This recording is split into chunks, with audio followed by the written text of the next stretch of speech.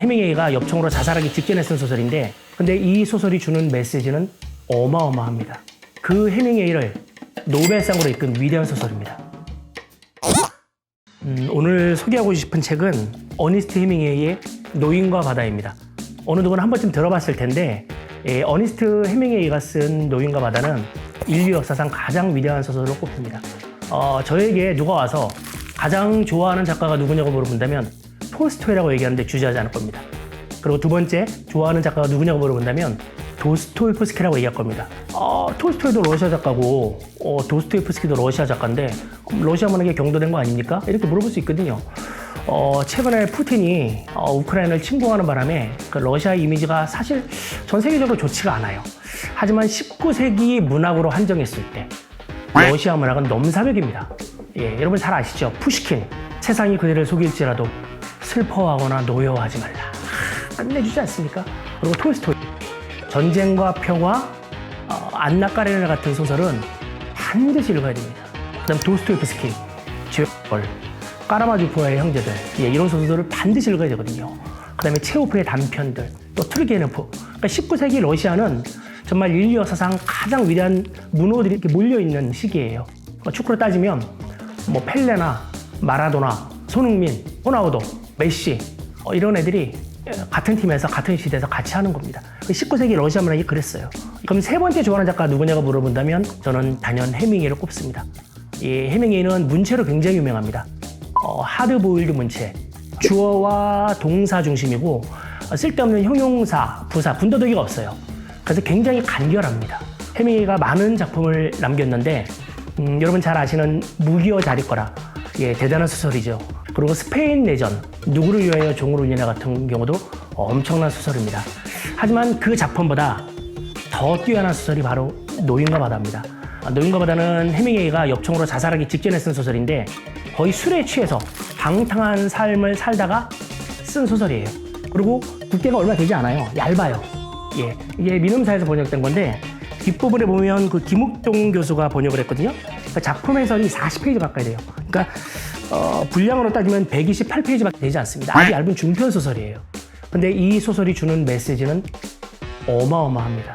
이 소설 쓰고 나서 1953년 퓰리처상을 받았고 1954년에 노벨 문학상을 받았습니다. 그 해밍웨이를 노벨상으로 이끈 위대한 소설입니다. 단순한 이야기입니다. 87일 동안 이제 바다에 나가가지고 막 청새치 잡는다고 막 하다가 이제 돌아온 얘기예요. 그게 다예요. 근데 거기에서 나온 산티아고의 그 집념과 불굴의 의지, 그리고 그 고단한 상어떼와 혈투를 벌이고 다시 집에 돌아와서 쿨하게 잡니다. 그리고 아침에 일어나서 커피 한 잔 먹는 거. 그게 삶이거든요. 그게 인생이거든요. 인생은 그런 것이다. 그저 그렇게 사는 것이다. 이런 것을 알려주고 싶어요. 해밍웨이를 통해서. 나이를 먹는 걸 마냥 좋아하는 사람은 없을 겁니다. 나이를 먹어간다는 건 시간이 흘러간다는 것이고 삶의 끝으로 점점 가까이 다가선다는 것입니다. 그렇게 보편적인 상식에서 사람들은 나이 먹는 걸 꺼려하고 젊음을 갈망하게 되죠. 대개 그렇다는 겁니다. 하지만 세상에서 영원한 것은 없습니다.